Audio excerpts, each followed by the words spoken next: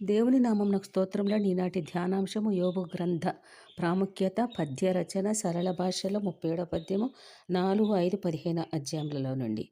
ఆయన తన సేవకులను నమ్ముటలేదు, మనము దేవదూతలకు తీర్పు తీర్చుదుమని ఎరుగరా. ఆయన పరిశుద్ధ దూతల యందు లోపములు కనుగొనుచున్నాడు. నీలో ఏ లోపములు కానరాలేదా? ఆయన తన దూతల యందు నమ్మికయుంచుడు. శుద్ధుడగుటకు నరుడు ఏ పాటివాడు?